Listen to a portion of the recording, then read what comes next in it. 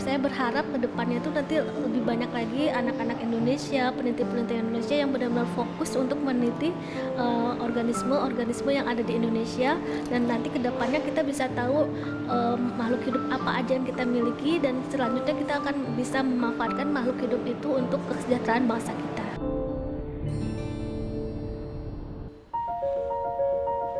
Pipit Fitriana, kandidat doktor dari Indonesia, sedang meneliti di Museum Ilmu Alam Berlin. Di sini ia membuat taksonomi integratif dan sistematik dari teritip yang juga dikenal sebagai barnakel. Organisme berpopulasi besar yang ditemukan di semua kedalaman laut ini masih jarang menjadi objek riset di Indonesia. Salah satu kegunaan dari teritip itu adalah teritip itu terkenal dia mensubstrat semen itu kayak lem alami, dan lem itu adalah lem alami yang terkuat di dunia.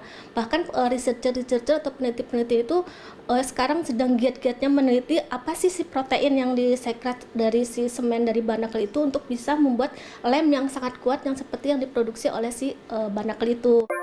Dalam tahap larva, teritip yang termasuk kelompok krustasea bersifat planktonik dan bisa bergerak kemanapun. Dalam tahap dewasa, teritip menjadi organisme sesil yang menempel di suatu substrat yang menetap di sana sepanjang hidupnya.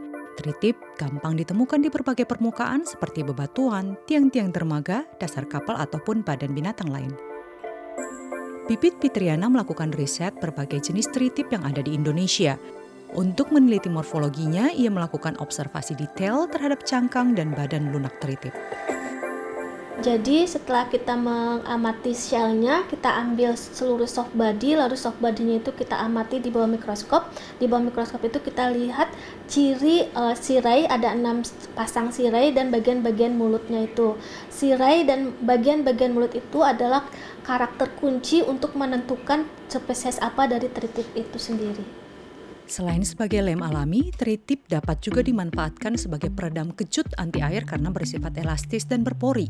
Dengan melibatkan kajian biogeografi, hewan kosmopolit ini juga bisa jadi indikator perubahan iklim global. Ada teritip yang hidup di iklim dingin, ada teritip yang hidup di iklim hangat. Biasanya itu, misalnya suatu daerah itu dia teritipnya untuk iklim dingin, tapi ternyata ketika diteliti, loh ini ada teritip yang harusnya hidup di iklim di air yang hangat, tapi ada di daerah ini, berarti ada indikasi bahwa daerah itu mungkin terjadi pemanasan global. Dalam ilmu taksonomi integratif, riset juga mencakup aspek filogeografi, populasi genetik, ekologi, dan molekular DNA. Setelah observasi detail terhadap morfologi, Pipit melakukan analisa DNA dengan sampel-sampel teritipnya. Untuk ini, sel-sel sampel teritip diekstraksi, diamplifikasi, dan diurutkan kode DNA-nya. Analisa molekuler berfungsi untuk membuat filogeni atau pohon kekerabatan untuk mengetahui hubungan antara masing-masing jenis teritip.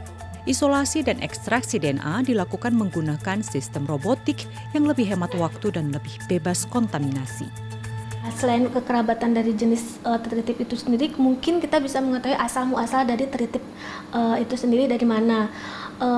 Dan misalnya si spesies A itu cuma ada di satu daerah, nah itu bisa menjadi dasar bahwa daerah itu bisa dijadikan sebagai daerah konservasi atau daerah yang wajib dilindungi oleh pemerintah.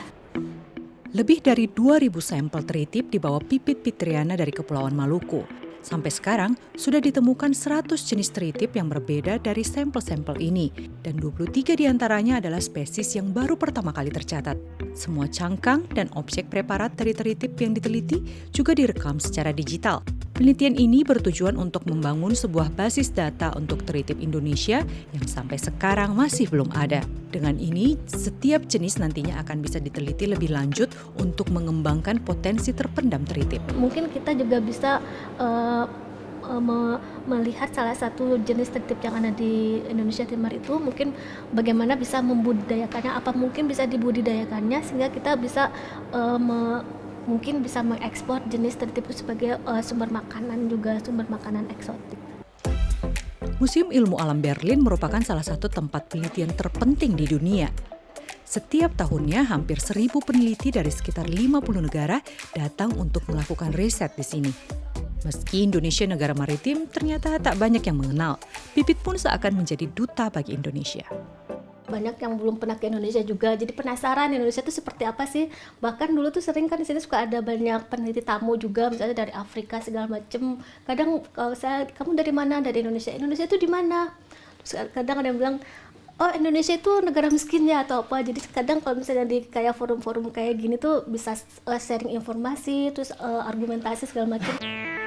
Sejak tahun 2012, Museum Ilmu Alam Berlin bekerja sama dengan LIPI untuk meneliti keanekaragaman hayati di seluruh penjuru Indonesia. Penelitian taksonomi yang merupakan dasar ilmu biologi ini juga bertujuan untuk memberi manfaat bagi sektor-sektor lain seperti industri, teknik, dan kedokteran. Saya berharap ke depannya itu nanti lebih banyak lagi anak-anak Indonesia, peneliti-peneliti Indonesia yang benar-benar fokus untuk meneliti organisme-organisme yang ada di Indonesia, dan nanti ke depannya kita bisa tahu makhluk hidup apa aja yang kita miliki, dan selanjutnya kita akan bisa memanfaatkan makhluk hidup itu untuk kesejahteraan bangsa kita. Pipit Pitriana adalah kandidat doktor pertama dari Indonesia yang meneliti di Museum Ilmu Alam di Berlin ini. Koleksi sampel yang dibawa Pipit menjadi kontribusi Indonesia melengkapi penelitian taksonomi tentang kekayaan organisme laut dunia. Sekembalinya ke tanah air, Pipit ingin berkontribusi untuk membagikan ilmu taksonomi yang didapatkan di Jerman demi meningkatkan kesejahteraan Indonesia.